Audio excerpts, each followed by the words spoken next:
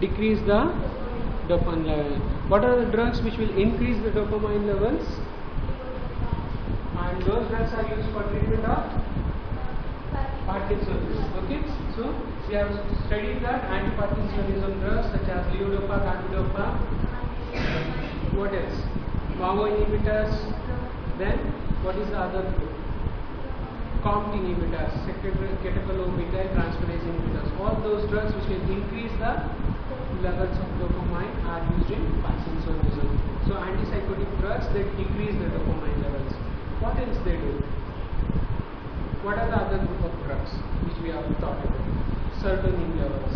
Okay, so the drugs which can decrease the atypical antipsychotic drugs which can decrease the serotonin levels. And we have also thought about one more system. What is that one more system we have learned? Antidepressants we have learned. No, today we are learning about antidepressants. Here, yesterday in the class, I have given a hint about the depression. What are the levels of in depression? What is the levels of this? Okay. Today I will be putting circles in which the interplay of dopamine, serotonin, and norepinephrine. All these drugs are included. Okay. So today you will get some clear picture about the role of interplay of dopamine, serotonin, and norepinephrine. Okay. So today we will be learning about this antidepressants, mood stabilizers, and anti-maniac drugs. Okay, and also CNS stimulants. Do you remember any CNS stimulants we have discussed? We have told about coffee, methylxanthines, and amphetamines which can stimulate the brain. Anything else you know which can stimulate the brain? Okay, we will be learning it today. So, in depression, there is decrease in the level of this norepinephrine and serotonin. Okay, so if it is increased, it can go to psychosis also. What we are told, in case of increased dopamine, there is psychosis. In case of increased serotonin, there can be psychosis. In case of increased noradrenaline or in the CNS, okay, it can cause to psychosis. So, anti-Parkinsonism drugs increase the dopamine level and they can cause psychosis. Okay, anti-Parkinsonism drugs. And also antidepressant drugs which can increase the serotonin levels and also norepinephrine levels, they can also lead to psychosis. See how is the problem? Age-related problems, you give some drugs, there is some adverse effects. Okay, so what is this depression? So yesterday we have discussed about various types of depression. What are the different types of depression we have discussed? Psychosis, we have discussed different types. What are the different types of psychosis? Organic psychosis, drug-induced psychosis, and also space-occupied lesions, all these things. Okay, one which can be controlled, one which are acquired due to habits, and one can be organic or some diseases. Like that, for depression also, there can be similar conditions. Maybe familial, okay, maybe familial or genetic, maybe due to some organic lesions, okay, maybe acquired. Here we classify them into unipolar and bipolar. Okay, so unipolar again is divided into exogenous reactive depression, that is reaction to something, some major member of the family or bread earning member of the family has not returned home, he might have died, that is it. Okay, and reactive, that means change in the atmosphere coming from Kerala to down here. Okay, dissociated from the parents. Okay, that is called as reactive depression, reaction to some cause. Other one is major depression. Even if you are there in the home also, depression. Coming to the college also, depression. That is major type of depression. Okay, so endogenous or major depression. Then we have a bipolar condition. Bipolar. Here, at sometimes the person will be very happy. After some time, the patient will be very unhappy. Like that. Okay, so bipolar, two poles. One is at very happy, one is at very low depression level. Like that. So here is the thing. Okay, so what are the different interplay of the endogenous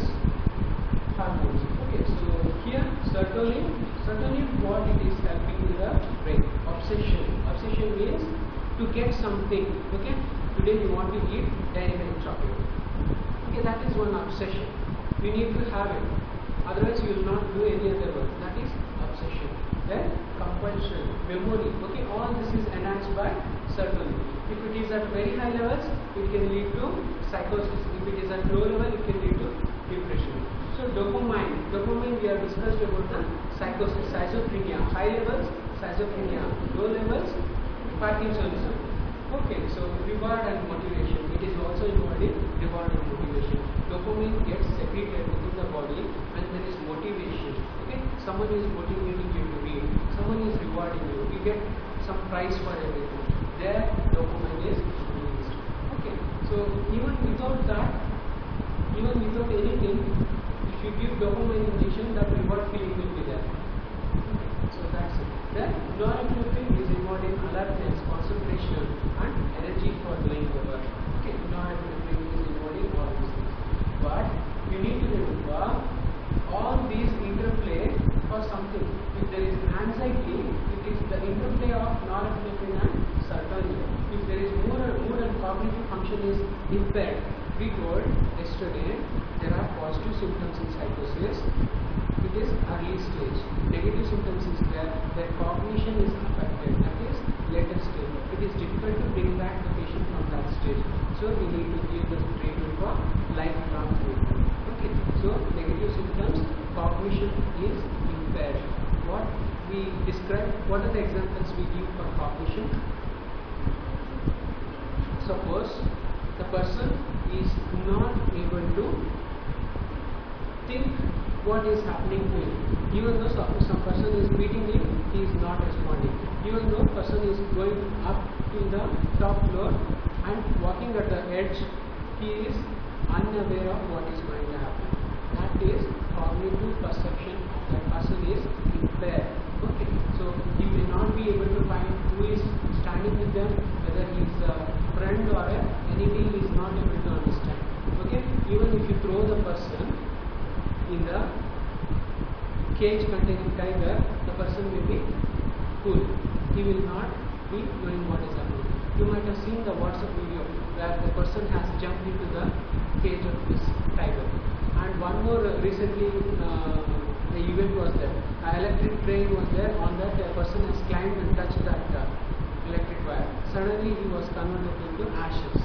Okay, so unaware of what is happening to him, that cognitive ability is lost. Okay, that is later stage, and that is very bad. Okay, appetite, aggression. There is interplay between dopamine and serotonin. Okay, attention. There is interplay between norepinephrine and dopamine. So there is an interplay between this dopamine, serotonin, and norepinephrine. Okay, so today we will be learning about the drugs which can increase this serotonin levels, increase this norepinephrine levels. Okay, so all these drugs act in a similar way. Okay, the basic idea is to increase the serotonin and norepinephrine levels. Okay, so selective serotonin reuptake inhibitor. This reuptake means it is for metabolism. Okay, so in the body we have a defense mechanism. Okay, body is very smart. The brain is very smart. What it does, whenever it releases some hormones, soon after its function is over, for example, we have to maintain the consciousness. A part of the hormone of this serotonin is released. Okay, after its action is there, it should be metabolized. What happens if there is more serotonin, more norepinephrine? The person will go for psychosis. Okay, in a similar way, if more amount of dopamine is there, the person can go for psychosis again. Okay, so that's why what it does, it maintains it. Okay, work is over, kill it. Okay, like that. Once work is over, the dopamine is metabolized in the body. So they have a normal mechanism to metabolize that. That metabolism is by selective serotonin reuptake. Okay, but if this reuptake is inhibited, for example, a disease condition is there, and we need more amount of serotonin in case of depression. So what we do, we prevent this metabolism so that more amount of serotonin is available in the body. We can artificially give serotonin, and also we can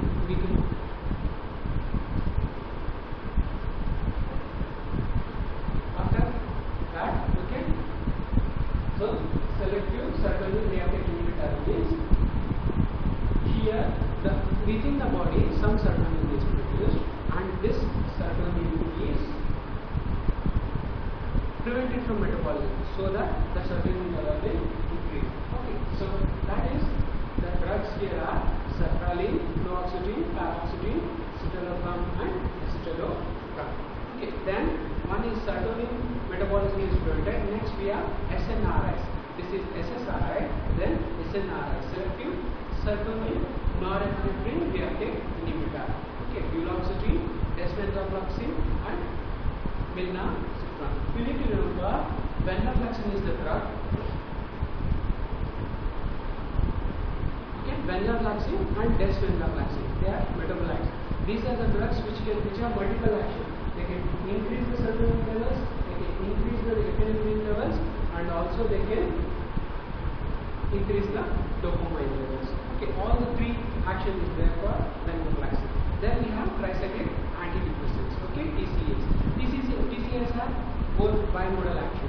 They can increase the serotonin levels and also increase the norepinephrine levels. Okay, that is tricyclic antidepressant. The first found drugs for this depression was tricyclic antidepressants.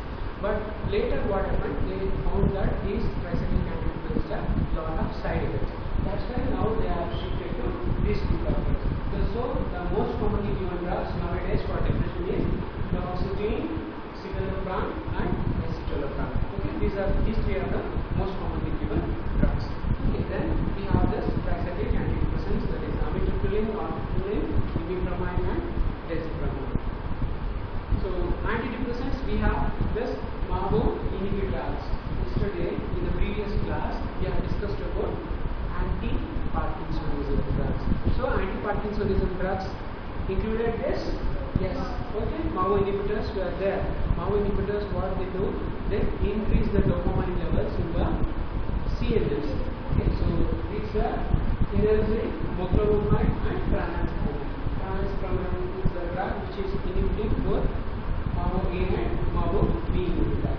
Okay, so there is some similarity between anti-Parkinsonism drugs and also antidepressant drugs. Okay, so both include this MAO inhibitor. Again, the atypical one. Atypical antidepressants or the atypical antipsychotics.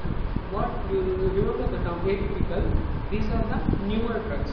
Okay, these atypical ones are the newer drugs with lesser side effects and more positive action. So nowadays we are using bupropion for smoking cessation. Okay, smoking is very difficult to leave. Once you start smoking, it is very difficult to leave. Anyone else tried? No one. So bupropion, mefazolone, niacin, trazodone. Now here we have this venlafaxine. Venlafaxine, we told it has all the three actions. It can increase the dopamine, increase the serotonin, and also increase the norepinephrine. So betazapine, trazodone, bupropion. These are the atypical ones.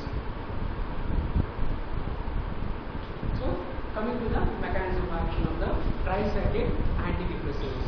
Okay, so what were the tricyclic antidepressants? Do you remember? Here we have the drug. Okay, amitriptyline, imipramine. Okay, so imipramine, you need to remember, it is given for nocturnal universes. Have you heard of this term? Nocturnal universes. Bedwetting in case of children. Okay, for example, if the baby is able to have this bowel and bladder control by 5 years, most of the babies will have their bowel and bladder control. But later, some kids, they cannot develop this. They urinate in the night on the bed. Okay, for those people, we use the drug imipramine. Okay, so imipramine is the drug for that. Okay, so in the shift here, we are speaking about this imipramine and amitriptyline. Okay, so depression due to deficiency of norepinephrine and serotonin. Okay, so normally action, once the action is over, their action is terminated. That's what we are telling. Normal action of norepinephrine and serotonin is terminated after some time, few minutes. But now, as there is deficiency and the person is in depression, we block this metabolism so that the norepinephrine levels will increase. If TCAs block the hormone transporters, uptake comes for norepinephrine and serotonin. So there is more amount of this norepinephrine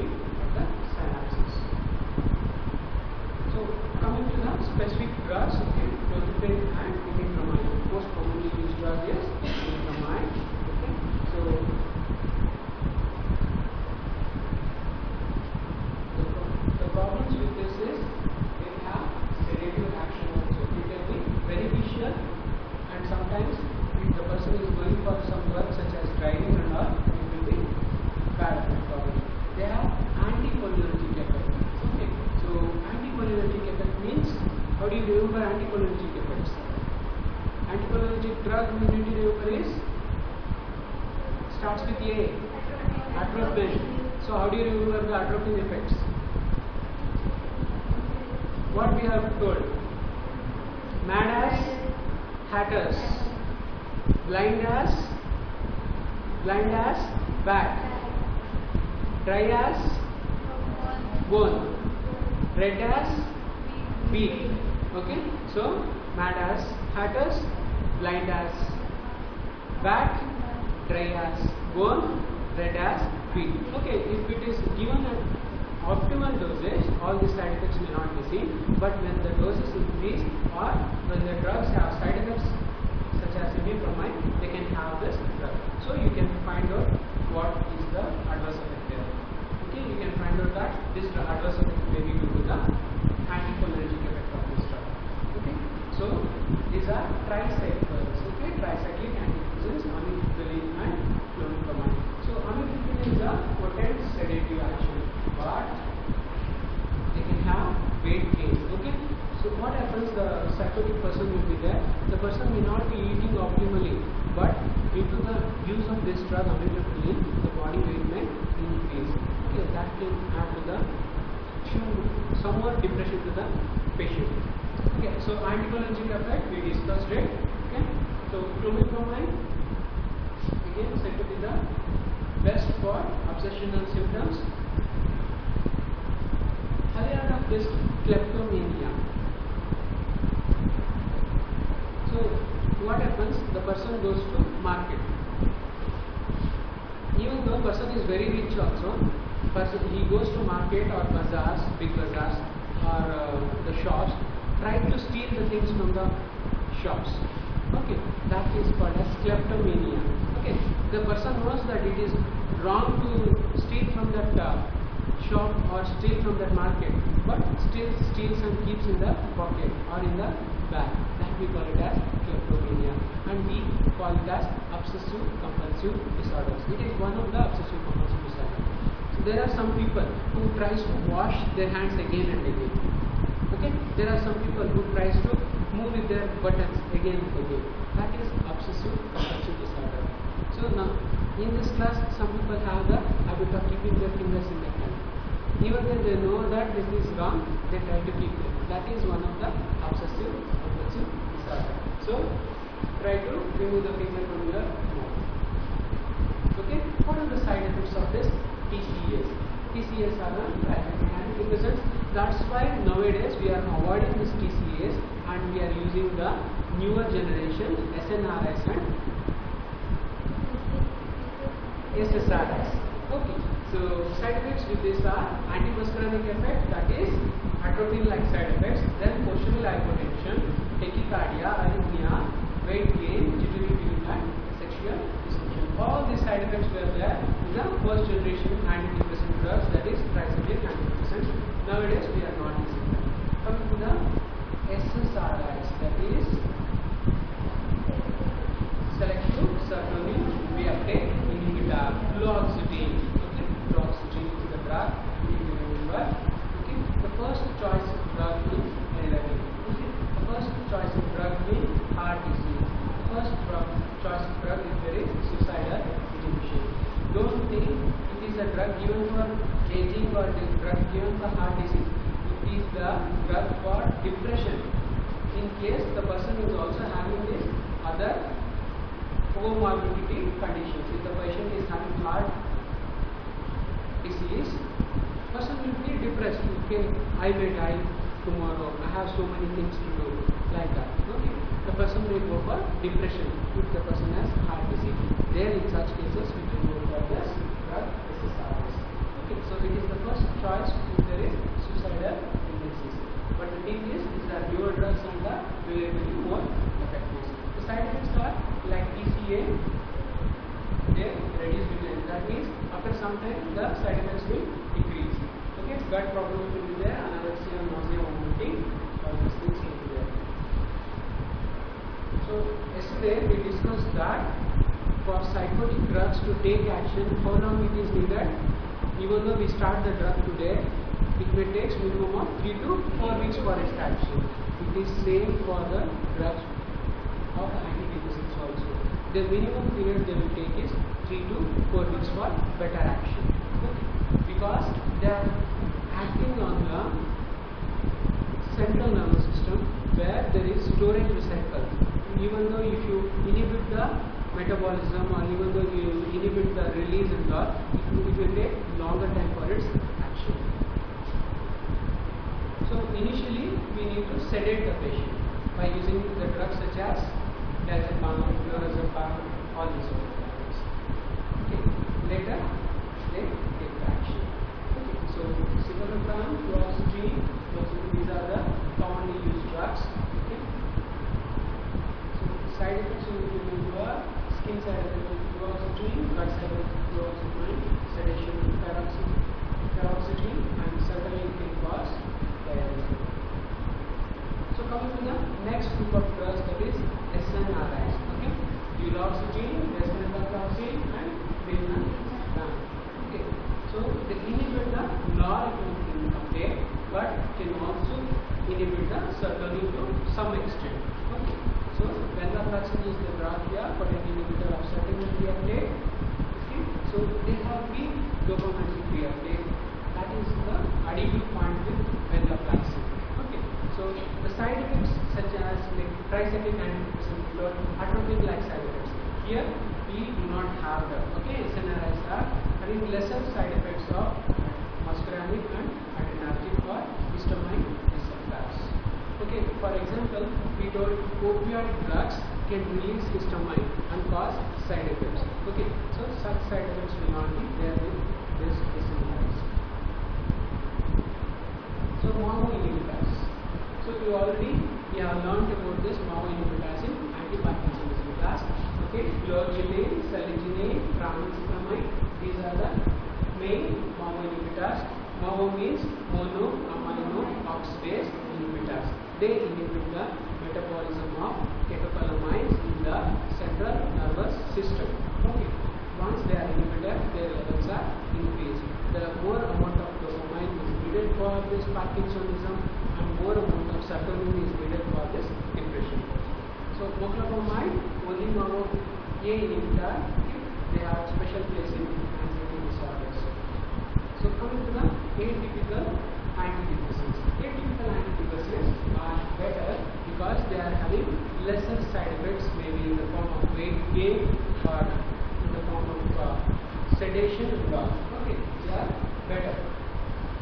So trazodone is a unique structure, low cardiac toxicity, fewer anticholinergic side effects, and little bit of drowsiness and nausea is there with this drug. So coming to the other atypical antidepressants, we have mirtazapine, amoxicillin, bupropion, and norepinephrine. Okay, most of them have similar action. Some can inhibit the serotonin metabolism, some can inhibit both serotonin and norepinephrine metabolism. We told that bupropion is used for smoking cessation. Okay, remember one drug, okay, bupropion for smoking cessation. So what are the therapeutic uses? So we told that these are the drugs which can be used for antidepressant action, and there is some drugs which are having coincidence with the anti-Parkinsonism drugs also. Those are MAO inhibitors. Okay, what are the other benefits we can obtain or where we can use? We have also discussed about nocturnal enuresis. The drug used there is imipramine. Okay, so and we have also told about bupropion, which can be used for smoking cessation. Okay, so these are the things we have already discussed. Okay, so bupropion, it is also used for ADHD. Okay, ADHD is attention deficit hyperkinetic syndrome, where the small babies become very hyperactive. Okay, so in this case, you can see a baby, it is totally abnormal. He will not sit at one place. Okay, maybe it is a normal physiological growth of the anxiousness or the creativity of the baby. Okay, it is good at some stage, but if it becomes very abnormal and relatives or the patients or the mother and father becomes fed up of that baby, because of it there's hyperkinetic action. That we call it as attention deficit hyperkinetic syndrome. As soon as the patient enters the OPD, you can notice that the baby is not at all silent. Sometimes out of consciousness, if they go to some new place, the babies will be silent, but this baby will not be silent. The baby may take the pen, may pick up the step, or spill the water there. Okay, all type of abnormal activities will be there. So that is attention hyperkinetic syndrome. We can use this bupropion. Okay, sometimes duloxetine is also tried here. Okay, so bupropion, the important point is it reduces craving. Okay, craving for smoking, craving for alcohol, or this craving symptoms is prevented. Attenuating the withdrawal symptoms for nicotine. Nicotine is the primary product of smoking. Okay, so smoking, that tobacco contains nicotine. It is the one which alters the brain physiology and makes craving symptoms. Okay, so if you are trying to quit smoking, we are now using nicotine chewing gums also. Along with that, you can add this bupropion. So obsessive compulsive disorder, okay, where we can use our bupropion again. So nocturnal neurosis, premenstrual syndrome, and chronic alcoholism. So some girls, what happens in the early stage of menstruation? What happens? They cannot sit quietly because of the hormonal surge.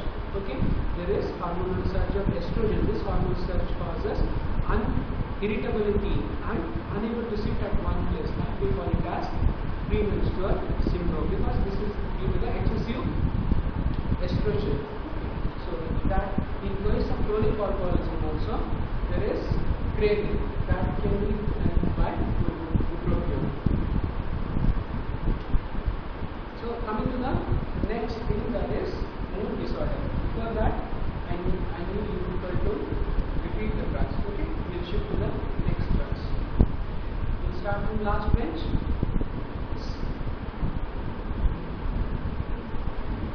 Can you read the drugs? Once we read the drugs, we'll go to the next topic. We are taking drugs, that is SSRIs.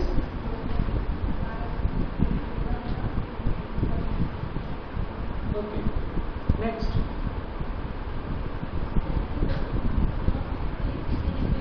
SNRIs, that is Duloxetine, Desvenlafaxine, and Milnacipran. Next. Tricyclics and antidepressants, we have amitriptyline, nortriptyline, metropamine, desipramine, duloxetine, and phentermine. Next.